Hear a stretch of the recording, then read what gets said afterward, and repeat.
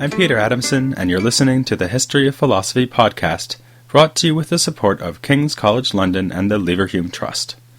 Online at www.historyofphilosophy.net. Today's episode, Caesarian Section, Philosophy in the Roman Empire. In the very first episode of this podcast, I pointed out that relatively wealthy societies have always been the fertile soil in which philosophy has flourished. It's no accident that pre-Socratic philosophy first emerged in the affluent trading cities of Ionia, or that Athens became the center for philosophical activity only after becoming the center of a Mediterranean empire. A bit of social disruption may not be an insurmountable obstacle, and can even be helpfully provocative. Just think of Plato's engagement with the political events leading up to the death of Socrates. But clearly, some degree of stability is also needed to ensure that some members of the society can become not just literate, but well-read, and have the leisure to devote their lives to reflection and study.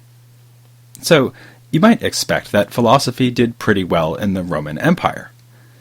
By the time of Augustus Caesar, who began his reign in 27 BC and died in 14 AD, the Romans already held sway not only over all of Italy, but also modern-day France and Spain, parts of Germany, Greece, Asia Minor, and the fertile lands of northern Africa.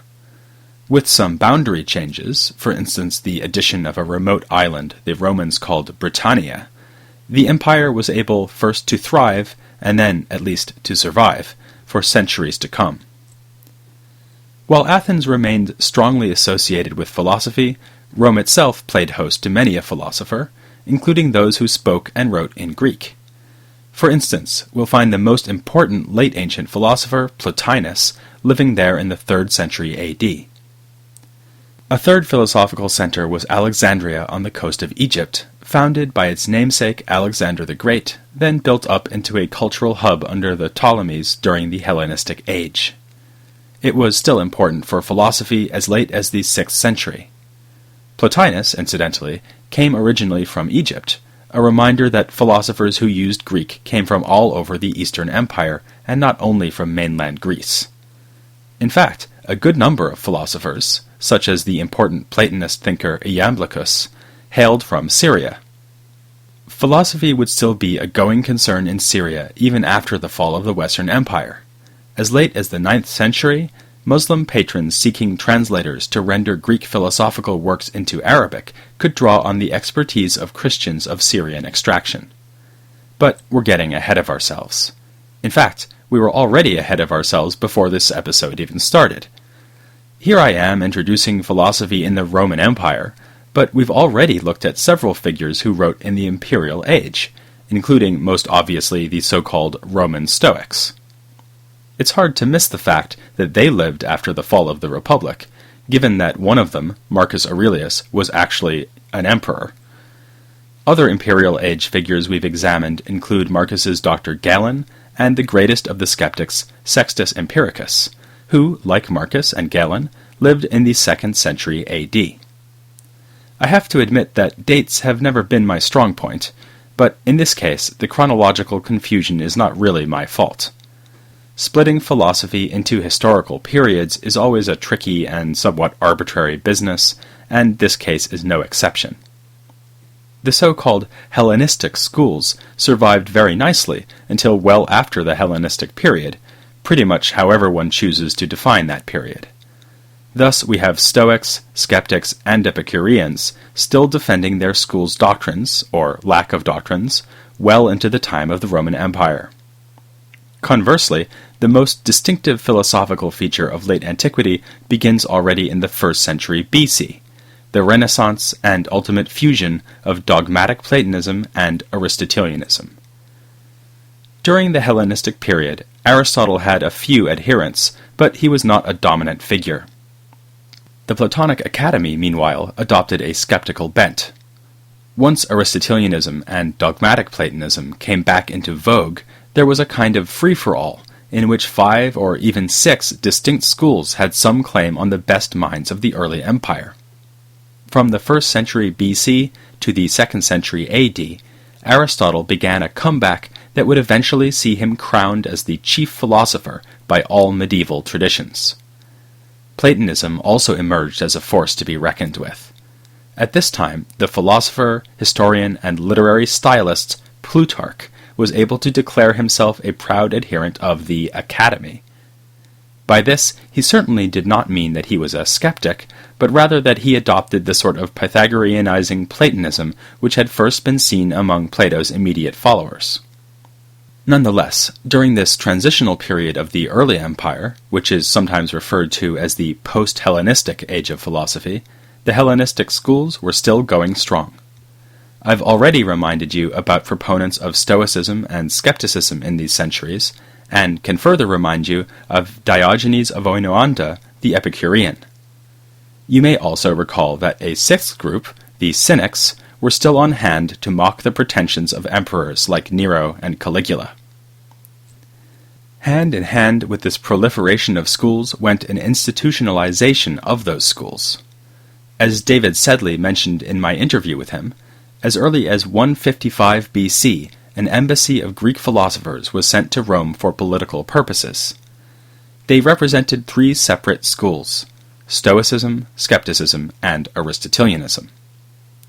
In a later echo of this idea that the schools could have official spokesmen, our right royal friend Marcus Aurelius established 4 chairs of philosophy in Athens.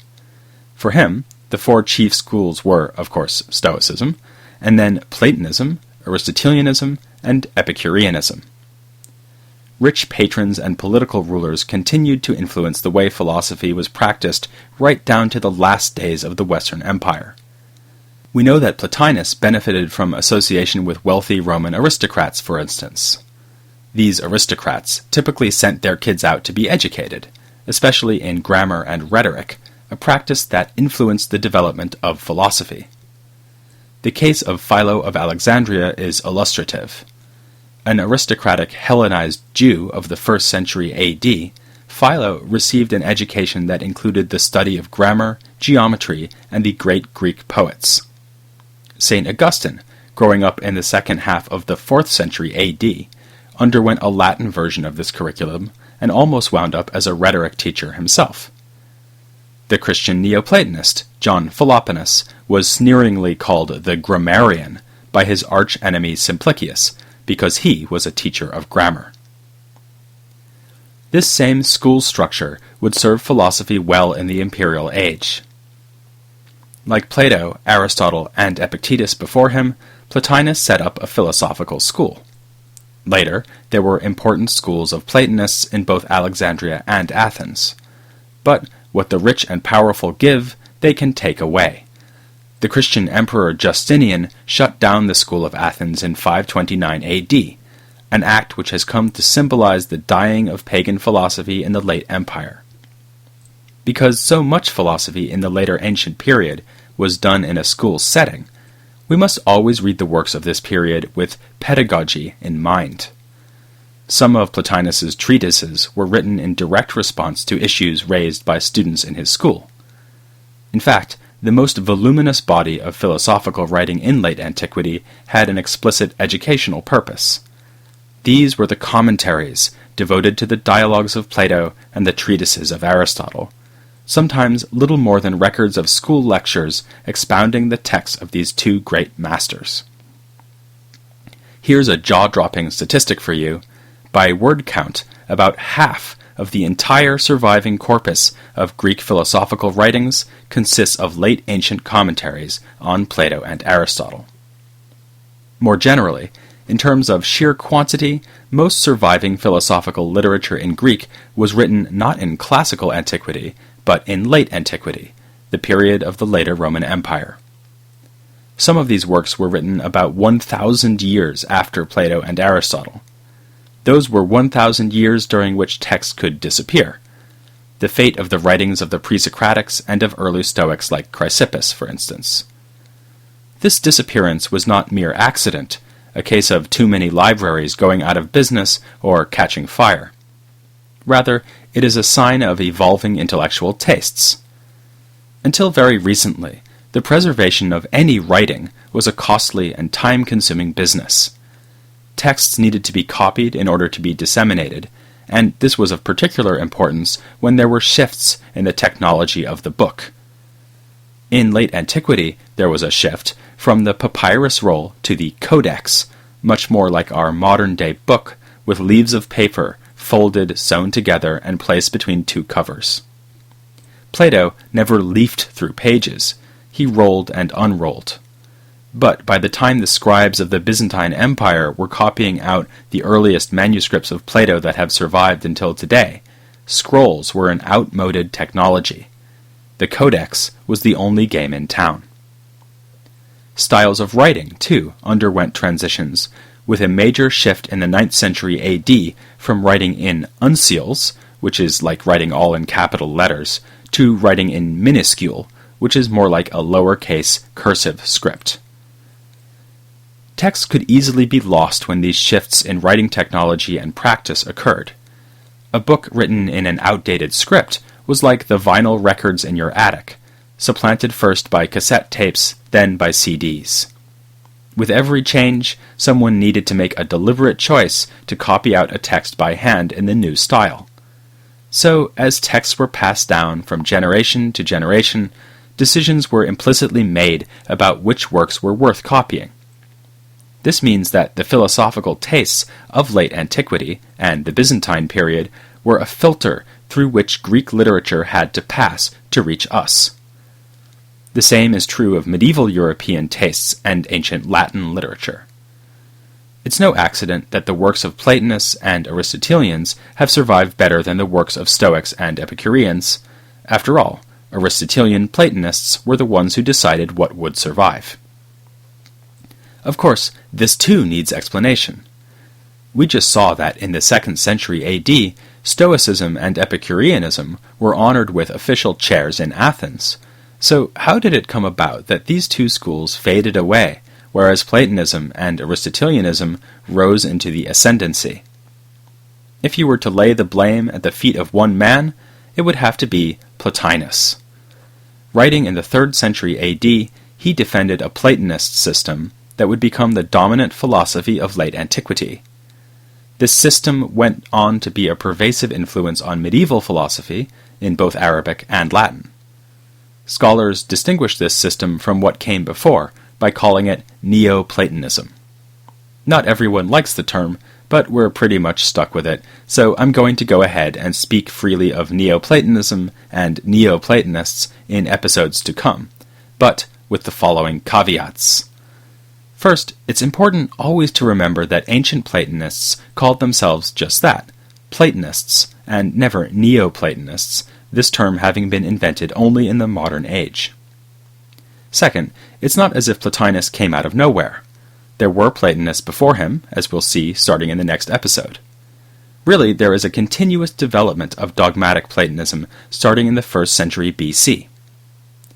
Third, and along the same lines, it's not as if Neoplatonists after Plotinus just agreed with him about everything.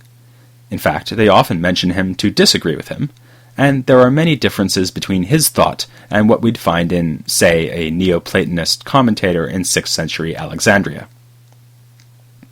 Still, it remains the case that Neoplatonism, in all its variety, ruled the roost in late antiquity.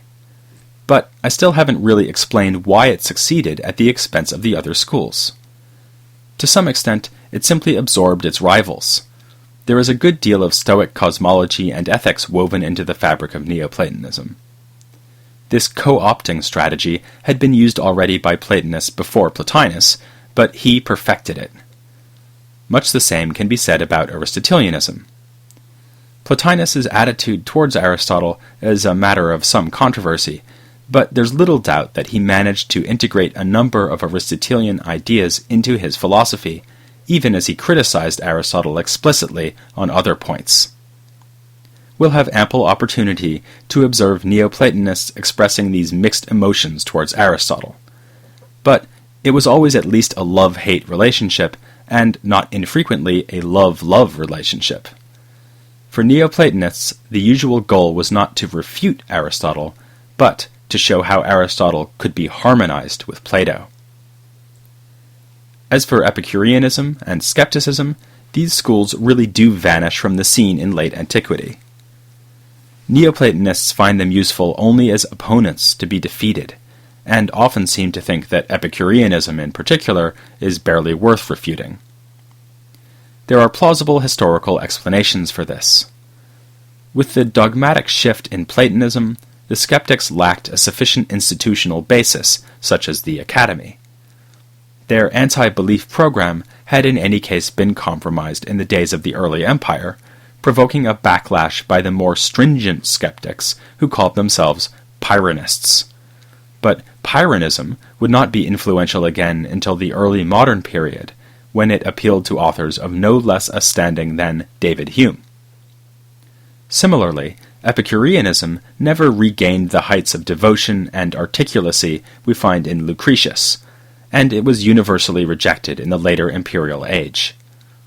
This outcome was certainly unpredictable from the standpoint of the 2nd century AD, when we have inscriptions of Epicurus being erected in Turkey and an endowed chair for the school in Athens. So what happened? In the case of both skepticism and Epicureanism, the answer may be that late antiquity was no time to be anti-religious. The skeptics suspended belief about the nature of the gods, along with everything else. The Epicureans did admit the existence of the gods, but immediately added that these gods have nothing to do with us, so we need not fear them. There was no place for such views in the religious ferment of the later empire, when paganism struggled to retain its cultural standing in the face of a new faith, Christianity. It was put forth with a vehemence and sudden success that was disconcerting, and sometimes terrifying, to its opponents. Adherents of traditional religion could not help seeing the Christians as disruptive fanatics. Pagan religious beliefs had always allowed for a degree of ecumenical inclusivism. Egyptian and Greek gods were identified with the traditional gods of the Italian peninsula, or simply added to the pantheon. By contrast, Jews and Christians made claims to exclusive possession of the truth. As monotheists, they simply would not play well with others. This led to violent conflict between Jews and Romans, and to even more violent conflict between Romans and Christians. The Christians began, of course, as victims of persecution, being fed to lions and that sort of thing, but over a period of several centuries, Christianity steadily gained power and influence, and then, finally, imperium. In the early 4th century, Constantine changed the Roman Empire into a Christian empire, and his successors mostly adopted the new faith. We'll be coming to an exception in due course. It turns out that this exceptional emperor was a Neoplatonist philosopher. Of course, the traditional cults and beliefs did not die out overnight. In fact, most of the significant philosophers of late antiquity were still pagans. I already mentioned that Christian hostility towards paganism could still affect the philosophical scene in 529 AD, when Justinian closed the school in Athens. I've also mentioned the bitter dispute between John Philoponus and Simplicius, a dispute not unrelated to the fact that Philoponus was a Christian and Simplicius a pagan. In short, then, this was a period when philosophy was closely allied to religious belief. It was only to be expected that in such an environment, Epicureanism and skepticism would drift into near oblivion. Harder to expect was the success of Neoplatonism in co-opting, or being co-opted by, one last tradition, Christianity itself. Since before Plotinus, dogmatic Platonism had been a deeply religious enterprise. Plutarch, who we met a few minutes back, devoted numerous works to philosophical discussions of religious topics, such as the nature of demons or oracles. Iamblichus, the Neoplatonist who hailed from Syria, put pagan religious belief at the very center of his philosophy, and was followed in this by generations of passionately religious Platonists. They modified the system pioneered by Plotinus, making room for the multiplicity of gods and semi-divine entities recognized in late antique paganism. So it would seem that any marriage between Neoplatonism and Christianity was bound to be a stormy one. Nonetheless, despite the occasional marital squabble, Christians found in Neoplatonism a partner worth loving and honoring, if not obeying. This too calls out for an explanation. Part of the credit should again go to that man Plotinus. He was certainly no Christian, but his Neoplatonism was a fairly austere affair, metaphysically speaking. As we shall see, he posited a single first principle called the One, who bears a striking resemblance to the monotheistic God of the revealed religions.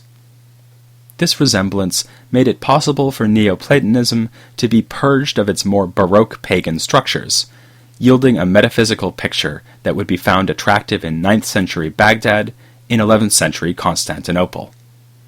Indeed, it was possible for the tradition of commentary on Aristotle to pass from pagans to Christians almost without skipping a beat. Pagan teachers taught Christian students, and these students passed on the Neoplatonic reading of Aristotle to subsequent generations.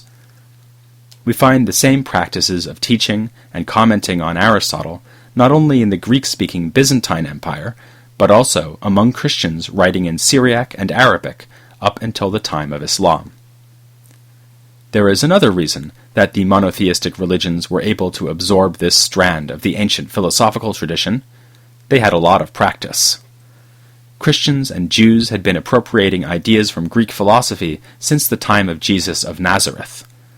A somewhat older contemporary of Jesus, and like him a Jew, was Philo of Alexandria, who should be credited as the first representative of these faiths to engage seriously with Greek philosophy.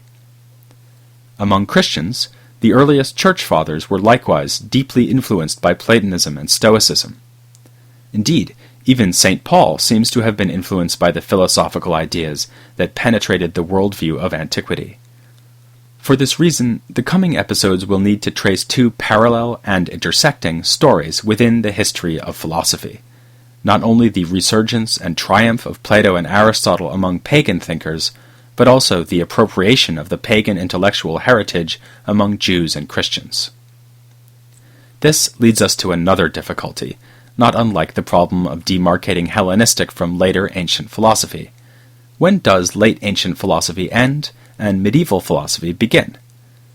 Nowadays, figures like Augustine and Boethius are frequently taught in the context of classes on medieval philosophy. But these were indisputably men of late antiquity. Augustine lived from the 4th to the 5th centuries, and Boethius from the 5th to the 6th. Their worldview was shaped not just by the Bible, by controversies over grace and the nature of the Trinity, but also by Plotinus and Aristotle. Thus, the history of philosophy in Western Europe is difficult to split into discrete periods, ancient versus medieval. The same goes, of course, for the plain old history of Western Europe. Feudal structures of land ownership started to emerge already in late antiquity, as a strong imperial center disintegrated amongst civil war and barbarian raids. Perhaps this instability was one more factor that contributed to the popularity of Neoplatonism. It is, as we'll see, a philosophy that urges us to turn away from our bodily existence and towards a more perfect, stable realm. But before we get to Neoplatonism, we need first to look at its roots in the earlier so-called post-Hellenistic period. As Rome made its transition from republic to empire, admirers of Plato turned their back on skepticism. This meant a return to the Pythagorean obsession with number and the confident metaphysical speculations of the old academy.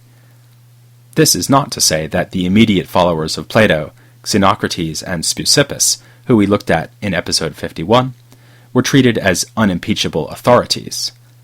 For these early imperial Platonists, only Plato was beyond criticism, and it was possible to heap scorn on old academic interpretations of the master. These thinkers are sometimes called the Middle Platonists, because they come after the ancient Platonic tradition of the Old Academy and before the Neoplatonism of Plotinus. But this somewhat dismissive label masks their pivotal role in ancient thought. Middle Platonism paved the way for much of what would be new in Neoplatonism, and we count among the Middle Platonists two of the greatest philosophers of the age, Plutarch and Philo of Alexandria. So, join me next time to see Platonism rediscover its form, or rather forms, here on the History of Philosophy, without any gaps.